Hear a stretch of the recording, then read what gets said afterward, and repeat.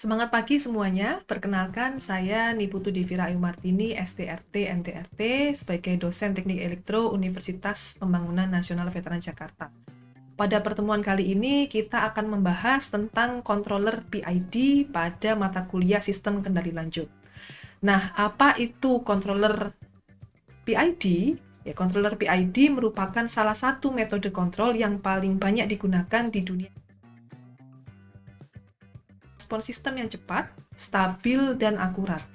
Materi ini akan dimulai dari sistem kontrol hingga implementasi PID pada sistem digital. Secara umum, sistem kontrol dibagi menjadi beberapa jenis, ada sistem open loop dan ada sistem closed loop. Selain itu, terdapat kontrol manual dan kontrol otomatis. Pada sistem otomatis sendiri terdapat kontrol analog seperti PID dan kontrol digital baik konvensional maupun cerdas seperti logika fuzzy dan neural network. PID termasuk metode kontrol konvensional yang masih sangat populer karena sederhana namun efektif. Pada contoh ini diperlihatkan pengaturan kecepatan motor DC. Pengaturan dapat dilakukan secara mekanik maupun dengan mengubah tegangan masukan. Prinsip dasarnya adalah semakin besar tegangan yang diberikan, maka kecepatan motor akan meningkat.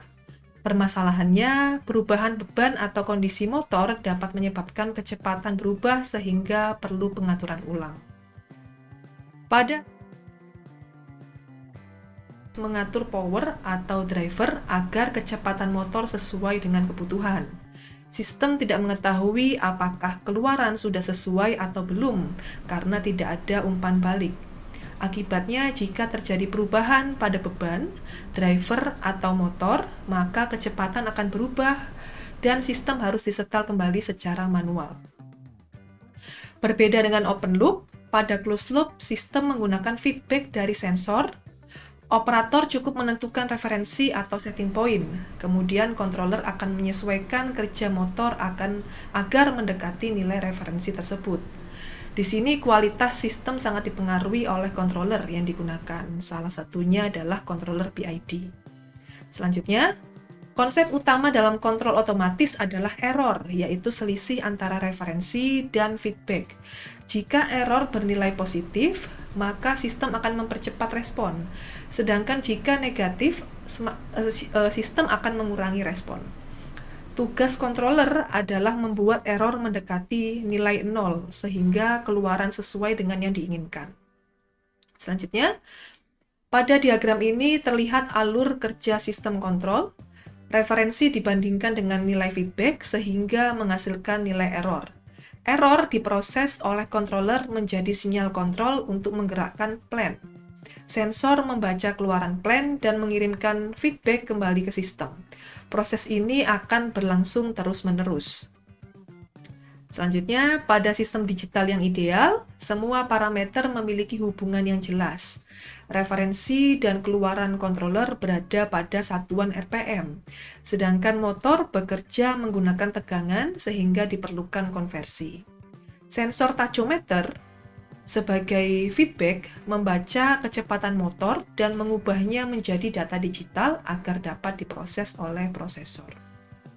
Selanjutnya, pada kondisi real, terdapat keterbatasan perangkat keras. Contohnya, sinyal PWM secara teori tidak bisa, bisa bernilai negatif hingga positif, tetapi kenyataannya hanya memiliki rentang tertentu, misalnya dari 0 sampai 255. Hal ini menyebabkan keterbatasan respon sistem dan dapat menimbulkan error atau keterlambatan kontrol. Nah, untuk contoh berikut nanti akan kita bahas saat diskusi di kelas. Selanjutnya, dengan menambahkan komponen derivatif, terbentuklah controller PID. Bagian D membantu mempercepat respon dan meredam overshoot, sehingga sistem menjadi lebih responsif dan stabil. Secara umum, terdapat 3 kondisi sistem kontrol, yaitu stabil, osilasi, kritis, dan tidak stabil. Controller merupakan gabungan beberapa fungsi kompensator, untuk menjaga sistem tetap sesuai dengan referensi.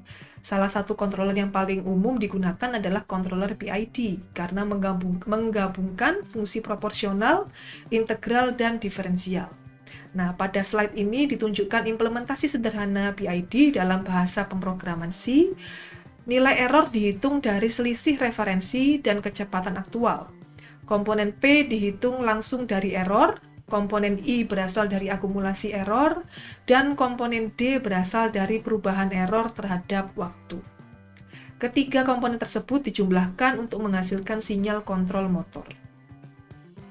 Next, dari seluruh pembahasan hari ini dapat disimpulkan bahwa controller PID merupakan metode kontrol yang sangat penting dalam sistem kendali modern.